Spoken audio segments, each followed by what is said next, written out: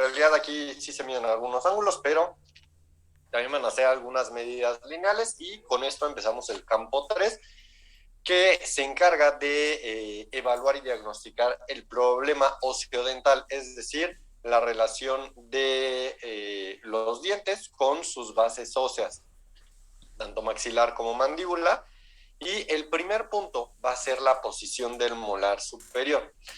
En la medida de la posición del molar superior, nosotros vamos a identificar la superficie distal del primer molar superior y vamos a medir con milímetros cuánto tenemos de distancia entre esa superficie distal y lo que sería el plano PTB. Aquí, para la medida de la norma, va a ser la edad, que sería la última edad de crecimiento. Déjenme, les dibujo. Aquí está. Entonces, acuérdense que si tenemos un paciente que tiene de 8 a 15, 16 años, va a ser la edad cronológica. Sin embargo, si tenemos un paciente ya más adulto, de 60, 70 años, la edad que vamos a tomar va a ser la última edad de crecimiento de acuerdo a Ricketts. Entonces, suponiendo que tenemos un paciente femenino de 27 años, vamos a tomar como edad 15. Si tenemos un paciente masculino de 50, vamos a tomar como edad 16. Pero bueno, independientemente de ese número, de la edad que ustedes van a identificar en su paciente, a ese número, que sería la edad, le vamos a sumar 3 milímetros. Entonces, si fuera, por ejemplo, 16, le vamos a sumar 3. Y entonces el resultado normal serían 19 milímetros y vamos a tener más o menos 1 milímetro. El ajuste va a ser más 1 milímetro por año, pero en este caso, nada más en este caso, va a ser independiente a los demás, porque el ajuste de 1 milímetro por año va a estar relacionado aquí a la edad de crecimiento, ¿no? Entonces, por ejemplo, si nosotros tenemos la edad que serían 8 años, el ajuste para los 9 años sería 9 más 3, ¿no? Entonces serían ya 12. Y si fueran 10, serían 10 más 3, que serían 13. Entonces, aquí al ajuste, ya si nosotros tomamos bien en cuenta la edad, al ajuste no le vamos a hacer caso. Sin embargo, por eso se lo estoy explicando bien. ¿Sí le entendieron más o menos?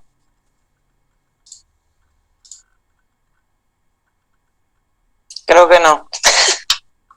Ok, entonces, a ver, pásame, ¿cuál es la edad de tu paciente? 14 años. Perfecto, Carla. Entonces, si son 14 años, vamos a anotarlo aquí, ¿cuál sería la norma para tu paciente?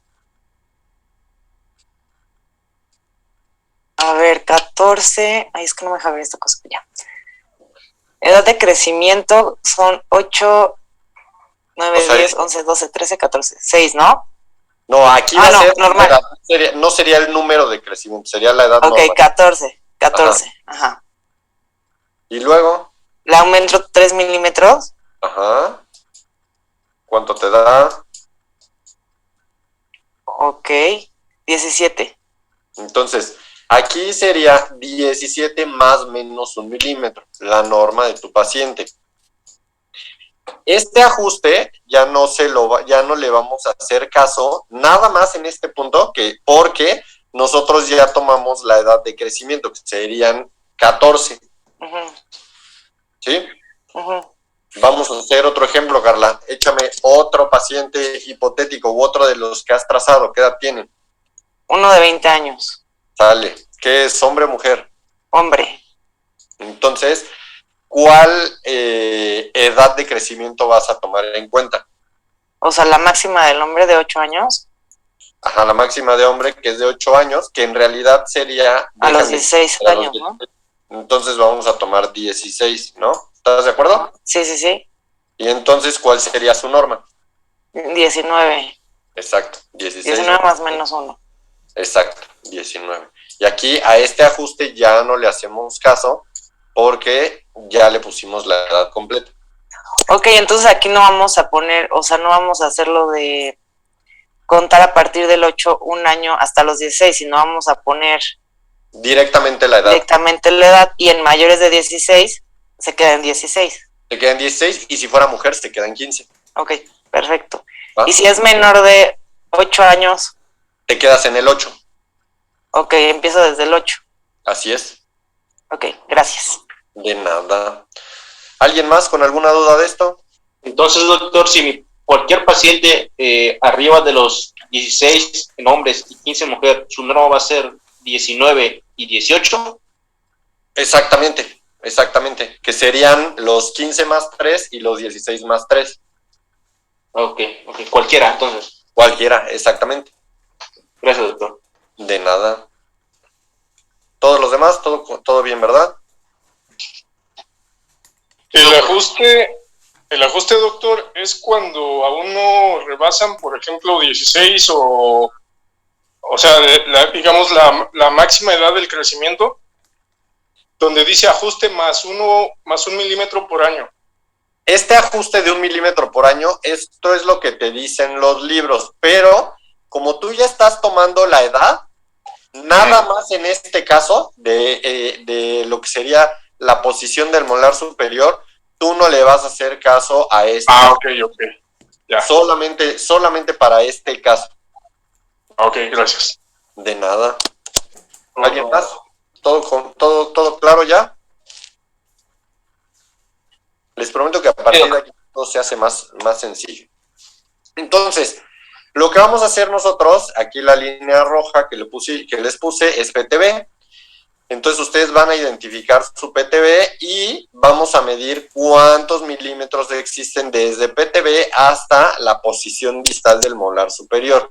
Yo aquí les tracé una línea para que les fuera un poquito más didáctico, pero no necesariamente tienen que trazar la línea en la porción distal del molar. Entonces agarran su reglita y van a medir cuántos milímetros hay. Si nosotros tenemos una distancia aumentada o que se pasa de la norma, lo que nos estaría indicando es que el molar superior se encuentra en una posición mesializada a lo que tendría que tener. Entonces, ¿en qué casos se imaginan que pudiera estar mesializado el molar superior? En una clase 2 de Clase 2. Ángeles. Puede ser en una clase 2, pero no estrictamente quiere decir que van a tener clase 2 estos pacientes, ¿no? O sea, sí sería que desde ahí nosotros lo empezáramos a pensar, pero hay ocasiones en las que puede ser que a lo mejor tuvo una pérdida prematura de los dientes temporales y entonces empezó a mesializar. A lo mejor es un paciente que le hicieron ortodoncia anteriormente, no controlaron bien el anclaje y entonces el molar se les fue para adelante. Entonces, aquí lo único que nos estaría indicando es que el molar se encuentra más mesial de lo que tendría que estar. Entonces, no estamos nosotros ni midiendo maxilar ni midiendo mandíbula. Entonces, podemos empezar a sospechar de que exista una clase 2, sin embargo, este valor no es determinante, nada más nos está indicando cómo está nuestro molar. Y al contrario, si nosotros tenemos un valor disminuido, nos estaría indicando que el molar superior se encuentra distalizado. ¿En qué ocasiones se les ocurre que pudiéramos tener un valor de un molar superior distalizado? Clase 3. Puede ser una clase 3 porque todo el maxilar se encuentra por atrás, pero también pudiera ser que a lo mejor el molar salió muy atrás o pudiera ser que también... ¿Una rotación? ¿Una qué, perdón? ¿Alguna rotación? Puede ser también, Enrique, eso. Y la otra que les digo que es como frecuente, tuvo tratamiento de ortodoncia y entonces a lo mejor querían corregir algo o querían evitar algunas extracciones o algo así, y entonces lo que sucede es que con ayuda de algún dispositivo de ortodoncia distalan ese molar, ¿no? Entonces no necesariamente sería una clase 3, sino que nos estaría indicando que el molar superior únicamente se encuentra más atrás de lo que debería de tener. Ah, ok, ya entendí. O sea, nada más decimos si está mesializado o distalizado, no si es una Exactamente. clase. Exactamente, porque en este punto tú nada más tienes PTB, que sería tu centro facial, Ujú. y vas a medir la distancia que tiene ese plano con respecto al molar superior. Ok, Entonces, ok. si tu molar está, digo, como no estás midiendo ni algo del maxilar ni algo de la mandíbula, no puedes decir qué clase tiene. Nada Ok. más estarías midiendo el molar y bueno, mi molar está de esta manera.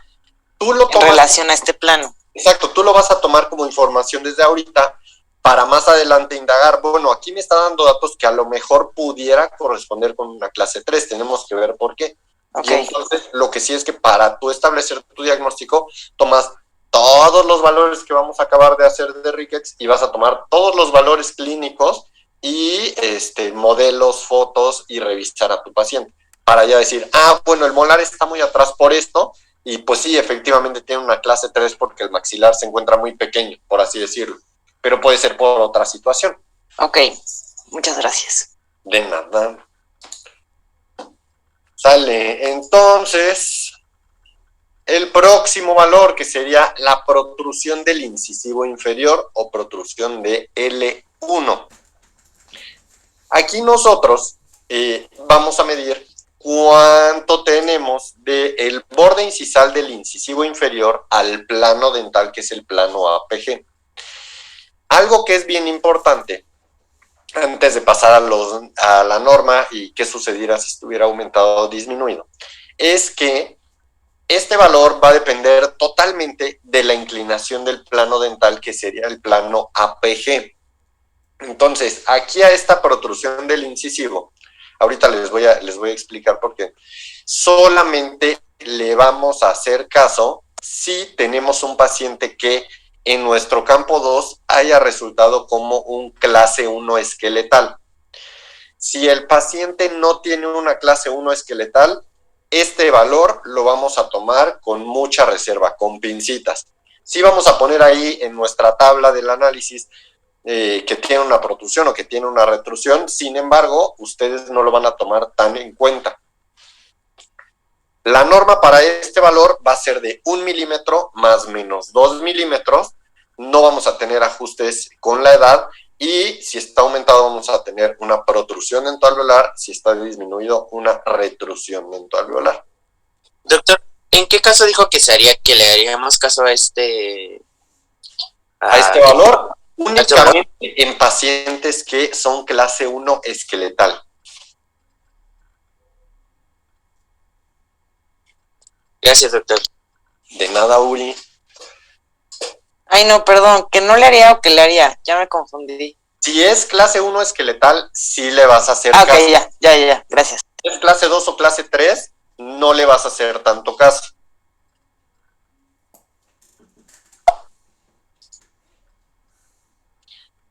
Entonces, aquí tenemos como si fuera la norma igual.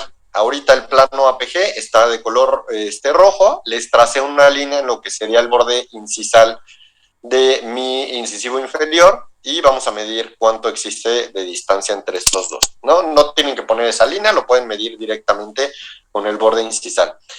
Pero ahora, imagínense que yo tengo un paciente que es clase 3, que es prógnata. Entonces aquí voy a medio dibujar una sínfisis. Nuestro incisivo, vamos a poner el punto B, vamos a poner el punto PG.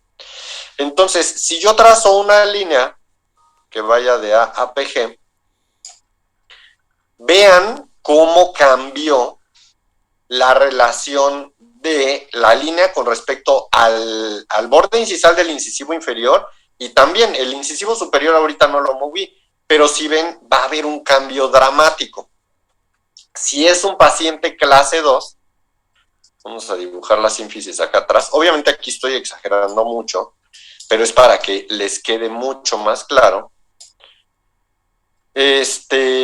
Trazamos el otro plano APG y entonces vean lo mismo, o sea, tenemos una discrepancia entre el plano central con el plano del clase 3 y el plano del clase 2 que va a ser tremenda. Entonces, y además de que la distancia y lo que vamos a tener entre el plano APG y los incisivos no va a ser siempre la misma, se va a ver alterada. Es por esto que cuando nosotros tengamos un paciente clase 2 o clase 3, no vamos a hacerle caso o no vamos a tomar decisiones basadas en este valor.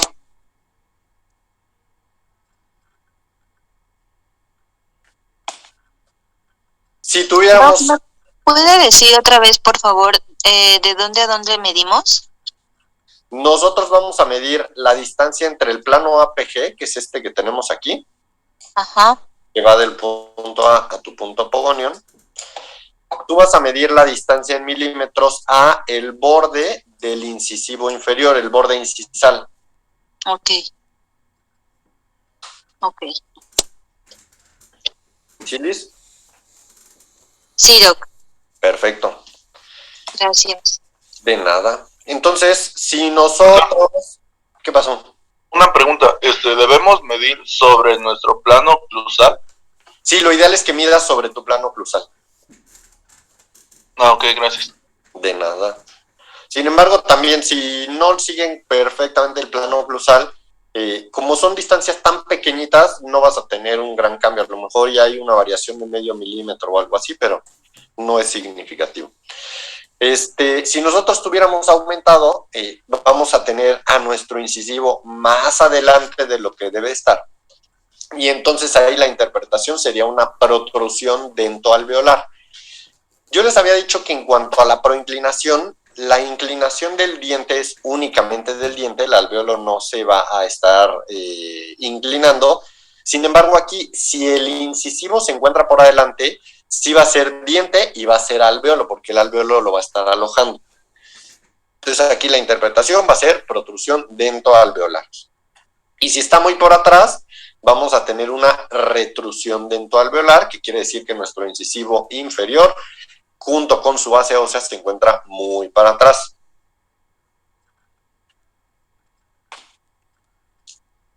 Pasamos al que sigue.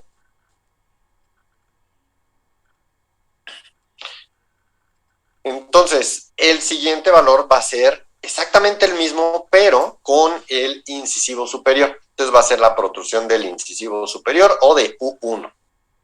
Aquí vamos a tomar la medida que existe entre el borde incisal del incisivo superior e igualmente con el plano APG. Al igual que con el valor anterior, como va a depender de la inclinación de nuestro plano dental, si es que nosotros tenemos un paciente que es clase 2 o clase 3, no le vamos a hacer tanto caso o no vamos a tomar una decisión basada en este punto. Aquí la norma va a ser de 3.5 milímetros, más menos 3.5. Tampoco va a tener cambios con la edad y el aumento o la disminución va a tener la misma interpretación, una protrusión dentoalveolar o una retrusión dentoalveolar.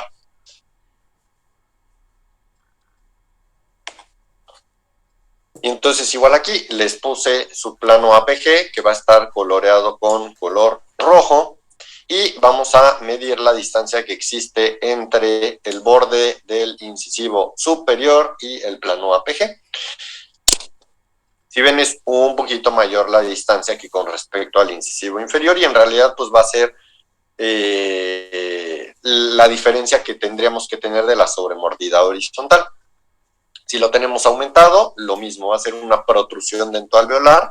Si está disminuido, una retrusión dentoalveolar.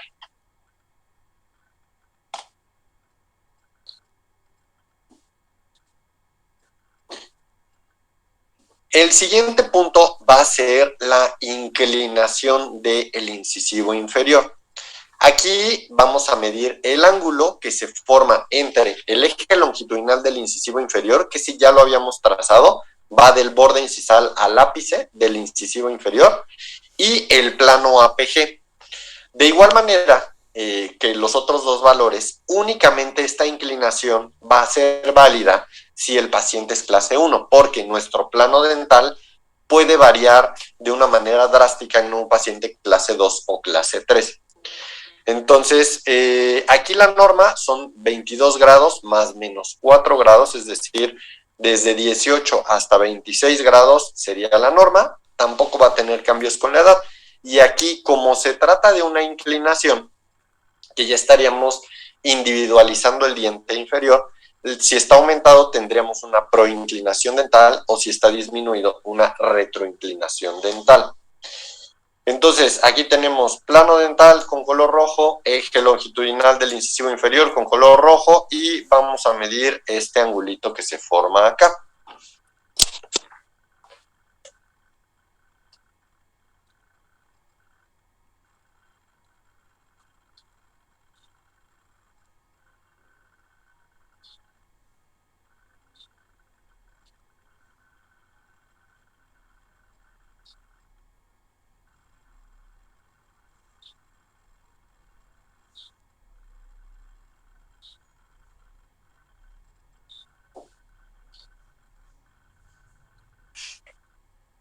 Si nosotros tenemos el valor aumentado, vamos a tener que nuestro incisivo se encuentra muy inclinado hacia adelante. Y si tenemos el ángulo disminuido, vamos a tener una retroinclinación. Entonces, generalmente si nosotros tenemos el diente en el mero centro del reborde, vamos a tener un diente que va a estar distribuyendo adecuadamente las cargas de masticación, va a estar teniendo una alineación con el resto de los dientes, tanto antagonistas como los de los lados. Va a ser un diente que se va a poder higienizar más fácil, y a final de cuentas ese es nuestro objetivo en ortodoncia, acomodar los dientes al centro del reborde. Si nosotros tenemos un diente que está inclinado demasiado hacia atrás o demasiado hacia adelante, además de que una parte de la cortical, ya sea vestibular o lingual, va a estar muy delgadita, no va a distribuir las cargas adecuadamente, y ese diente puede tener complicaciones periodontales a largo plazo. Entonces, siempre nuestro objetivo va a ser dejar el diente en el mero centro del reborde. Entonces, aquí, este valor fue el primero que describió Ricketts para la inclinación del incisivo inferior, que les digo, estaba basado con el plano APG. Posteriormente se empezaron a llevar a cabo otras investigaciones, y aquí este no es exclusivo del análisis de Ricketts, sin embargo nosotros sí lo vamos a incluir. Seguramente ya lo vieron con la doctora Carvajal o con la doctora Yamal, que va a ser el ángulo IMPA, que sería incisivo mandibular con plano mandibular, que sería igual. Vamos a medir la inclinación del incisivo inferior, pero en este caso lo vamos a medir con respecto a su base ósea. Entonces vamos a medir el ángulo que se forma entre el eje longitudinal del incisivo inferior y el plano mandibular. Este sí nos va a dar un valor confiable, independientemente de si el paciente es clase 1, clase 2 o clase 3. Y va a ser uno de los ángulos que visualmente más fácil vamos a identificar, porque su norma es muy sencilla, son 90 grados, que es un ángulo recto. Tenemos más o menos 4 grados, no va a tener cambios con la edad, y de igual manera, si está aumentado, vamos a tener una proinclinación dental, si está disminuido, una retroinclinación dental. Entonces vamos a tomar el plano mandibular, que es este que tenemos acá, el eje longitudinal del incisivo, y el ángulo que vamos a medir va a ser el superior. Les digo, la norma tendría que ser 90 grados, y aquí yo no necesito estar midiendo para ver que está ligeramente aumentado.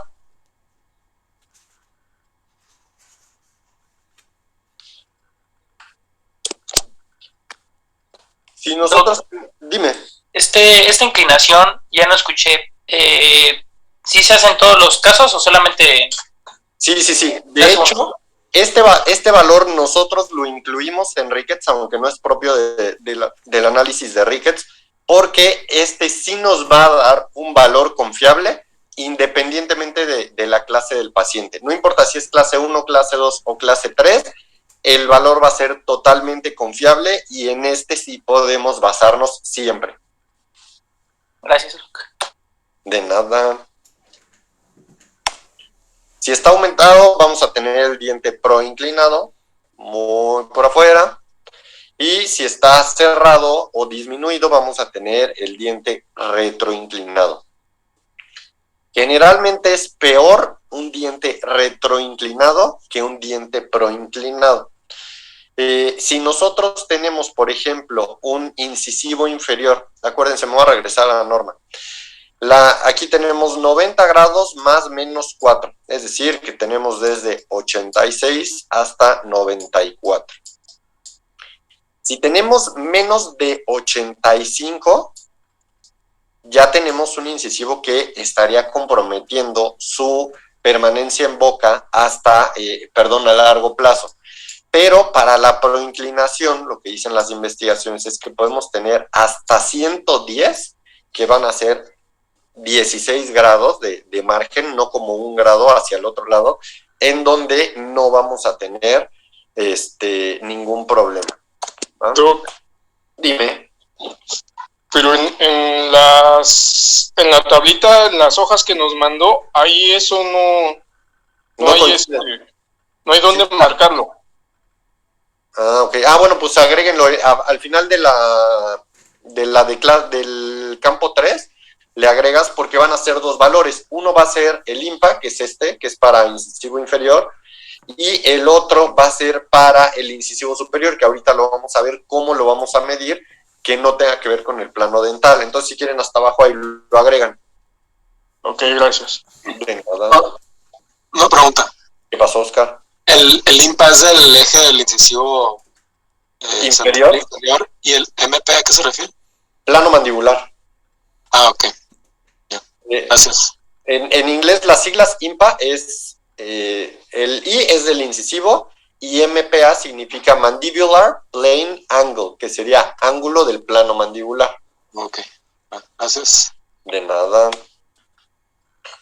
Continuando, vamos a pasar al igual que con la protrusión, con la inclinación del incisivo superior. Va a ser exactamente lo mismo, que vamos a medir el plano dental, que sería PG, con el incisivo superior. Únicamente va a ser válido para pacientes clase 1, porque acuérdense lo que sucede con el plano dental.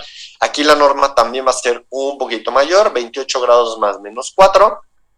No vamos a tener cambios con la edad. Si está aumentado, tendríamos proinclinación dental. Si está disminuido, una retroinclinación dental. Entonces, este es muy, muy similar al otro que habíamos visto. De igual manera, les dibujo su plano dental con color rojo. Eje longitudinal. ¿Puedo regresar un momento a la diapositiva? Claro que sí, tú me dices. Sí, gracias. Pero sí dice que es solamente para clase 1. Exactamente. Este es solo para clase 1, que sería el equivalente al punto número 11 que vimos, que era igual plano APG con el eje longitudinal del incisivo inferior. Sí, gracias, Doc. De nada. Gracias, Doc. De nada. Entonces tenemos el ángulo que se va a medir, va a ser generalmente el inferior. Lo que sí deberían ustedes de saber es que en geometría, cuando nosotros tenemos un ángulo, vamos a tener un ángulo recíproco, que en este caso sería el superior. Si ustedes miden tanto el ángulo de arriba como el ángulo de abajo, van a medir exactamente lo mismo. Y digo, aquí no lo van a medir porque esa no es la medida, pero si miden, por ejemplo, el ángulo anterior va a medir lo mismo que el posterior. Entonces pueden medir o el superior o el inferior. Sin embargo, lo que nos dice la bibliografía es que tenemos que medir el inferior.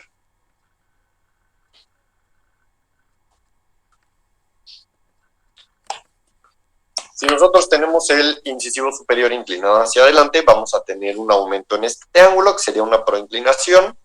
Y por el contrario, un ángulo disminuido, tendríamos una retroinclinación, que sería típica o clásica de una clase 2 división 2.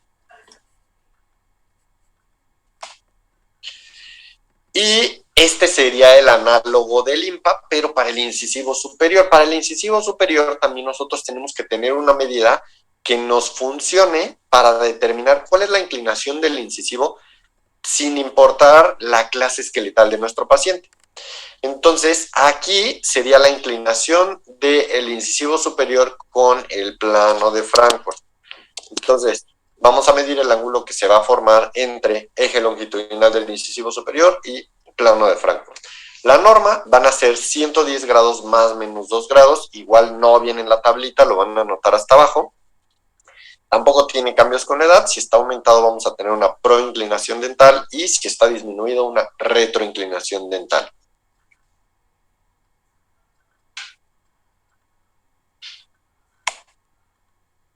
Entonces, el ángulo que vamos a medir va a ser el póstero-inferior, que sería este de acá. Igual tenemos en color rojo plano de Frankfurt, eje longitudinal del incisivo superior, y vamos a medir ese angulito.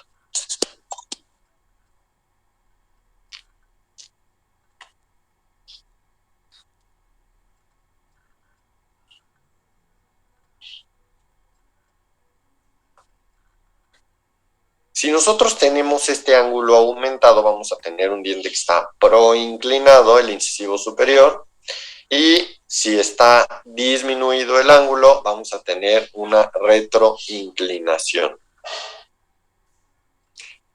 ¿Hasta aquí dudas o preguntas? Sí, doctor.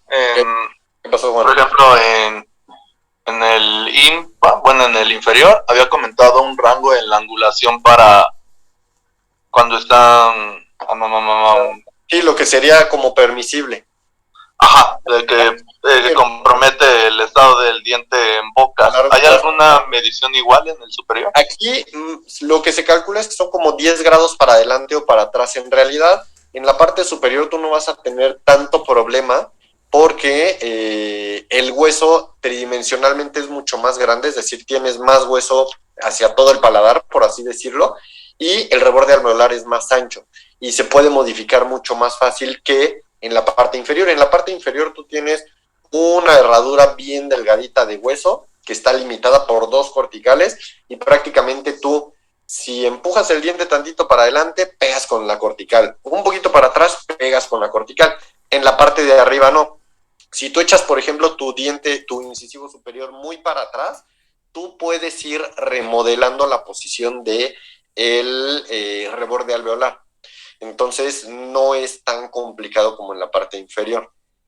Sin embargo, lo que se recomienda es no pasarte 10 grados para arriba y 10 grados por abajo de la norma, incluyendo la desviación estándar. Muchas gracias. De nada. El siguiente valor se llama altura posterior del plano oclusal y aquí nosotros vamos a medir en milímetros cuánto vamos a tener entre nuestro plano oclusal y el punto XY. Generalmente la medida es totalmente vertical. La norma sería de 3 milímetros más menos 4 milímetros. Aquí el ajuste es que va a aumentar esta distancia medio milímetro por año. Si nosotros tenemos un valor aumentado, vamos a tener que tenemos un plano oclusal vertical y si está disminuido, vamos a tener un plano oclusal horizontal.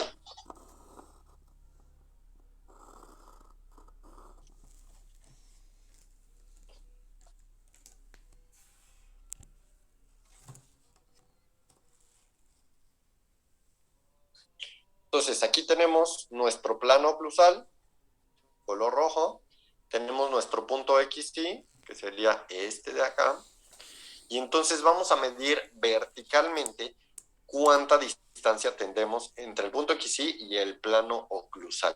Doctor, tengo una duda. Entonces, el ajuste sería con respecto a la edad o con respecto a la edad máxima o la edad de ajuste. Aquí la edad de ajuste, aquí ya sería tu número de crecimiento que habíamos sacado en la clase anterior. El único que no sigue esa la posición del molar superior, pero aquí sí ya sería desde el 0 hasta el 8, ¿no? Que sería el número de crecimiento. Gracias, doctor. De nada. Y bueno, entonces... Doctor, ¿le puede regresar a la anterior, por favor? Ahí está. Gracias. Claro, sí, claro. De nada. Ya está, gracias. De nada. Entonces, vean ahorita, pónganle atención a cómo está el plano oclusal, ¿no? Nuestro plano oclusal, de hecho, está casi paralelo a lo que sería nuestro plano de Frankfurt. En la siguiente imagen, si ven, el plano oclusal ya se encuentra mucho más vertical, es decir, más inclinado hacia abajo en la parte anterior. Y la distancia que tenemos de XY el plano oclusal va a ser mucho mayor.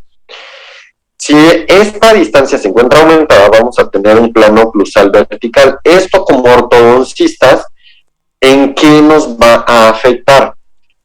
Nosotros vamos a estar batallando con fuerzas durante todo el tratamiento, y una de las fuerzas que nosotros tenemos que tener en cuenta, aunque muchas veces se nos va de la cabeza, es la fuerza de gravedad. Mientras más vertical tengamos nuestro plano oclusal, los dientes posteriores, por fuerza de gravedad, van a tender un poquito más a mesializarse cuando le apliquemos fuerza, que sería el contrario. Les vamos a usar el ejemplo contrario, que sería un plano oclusal que va a ser más horizontal, es decir, va a estar más plano. Aquí los molares no van a tener tanta fuerza o tanta afectación por la fuerza de gravedad, por lo que cuando nosotros queramos aplicar fuerza a algún diente posterior, no va a ser tan fácil que se mesialice. Entonces, eso tenemos que individualizar, ¿no? Qué es lo que vamos a estar haciendo con cada uno de nuestros pacientes y por qué, pero de esto nos sirve conocer la inclinación de nuestro plano oclusal. Y vean aquí, prácticamente la distancia que tenemos con punto XY es 0. Doc, o sea, si el plano es vertical, va a ser sencillo mesializarlo, y si es horizontal, va a ser difícil mesializarlo. Así es. Nada más que tú tienes que definir qué es lo que te conviene en qué paciente. Hay algunos pacientes en los que tú quieres que todos tus dientes anteriores se vayan para atrás. Entonces, si tenemos un plano oclusal horizontal, va a ser muy fácil, porque si tú te agarras de los molares, los dientes de enfrente van a perder y se van a hacer muy fácil para atrás. Por el contrario, si tú tienes un plano oclusal vertical y quieres echar los dientes de enfrente para atrás, te va a costar mucho trabajo, porque tus dientes posteriores van a tender a mesializarse. Entonces, gracias, doctor. En estos casos, tú vas a decir, pues tengo que reforzar mi anclaje en la porción posterior. Si tú lo que quieres es mesializar posteriores, va a ser más fácil en planos oclusales verticales y va a ser más difícil en planos oclusales horizontales.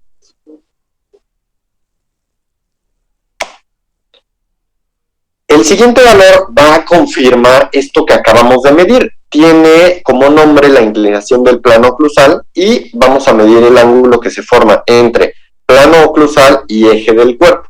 La norma es de 22 grados más menos 4, tampoco va a cambiar con la edad. Bueno, sí no va a tener cambios con la edad porque el pasado sí tuvo.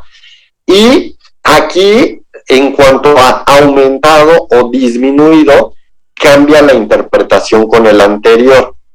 Entonces, no se vayan a ir con la finta. Aquí, si el ángulo se encuentra aumentado, la interpretación es que vamos a tener un plano oclusal más horizontal, y si el ángulo se encuentra disminuido, vamos a tener un ángulo oclusal más vertical. Con el punto anterior, si estaba aumentado, teníamos un plano oclusal más vertical y disminuido horizontal. Entonces aquí es al revés.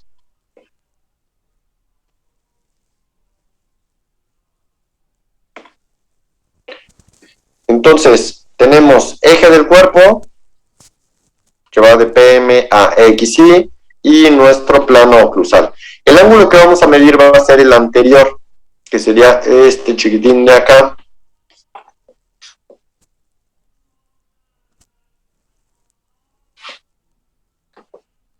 Si nosotros tenemos el ángulo aumentado, vean la diferencia que tenemos. Lo que va a suceder es que nuestro plano oclusal se va a encontrar más horizontal. Y ustedes lo van a ver aquí con la distancia a XY. En la norma, vean la distancia que tenemos a XY, es poquita. Si el ángulo está aumentado, la distancia a XY ya se vuelve 0. Y si se encuentra disminuido, la distancia a XY va a ser mucho mayor. Y de hecho, mientras menor sea el ángulo, generalmente mientras más disminuido, el ángulo se va a medir en una porción más posterior. Sin embargo, esto no tiene nada que ver. Lo importante es cuánto va a medir nuestro ángulo. Y vean aquí que está disminuido, pues tenemos también el plano oclusal más inclinado hacia abajo, es decir, más vertical. ¿Dudas o preguntas hasta aquí? No, doctor. Perfecto. Entonces, vamos a continuar al siguiente campo. Mande. Tengo una duda. En el anterior, al de la inclinación del plano cruzal, sí, ya ve que tenía ajuste. Sí. Vamos a agregar 0.5 por cada año. Exacto. O sea, si tiene 8, voy a agregarle 4, creo. Exacto. Ah, ok. Sale. Entonces, o sea, si tiene 8 de número de crecimiento, es decir, 16 años o más, varón, tu norma, bueno, sería, el número de crecimiento sería 8 por 0.5, sería 4, tu ajuste, más los 3 milímetros, que sería tu norma.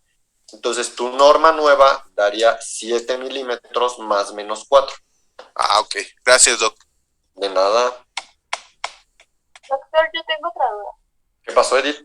En el último plano que vimos, sí, el ángulo, ¿qué punto se está tomando de referencia para ese ángulo? Porque yo creo que se está basando en PM, punto PM y XY. Sí, vamos a tomar el plano oclusal, que acuérdate que en Ricketts va del punto de intercuspidación que tú alcances a ver en tus molares a la cúspide del primer premolar inferior, y vamos a tomar el eje del cuerpo, que tu eje del cuerpo va a ir de PM a XY. Ah, ok, perfecto, gracias. De nada.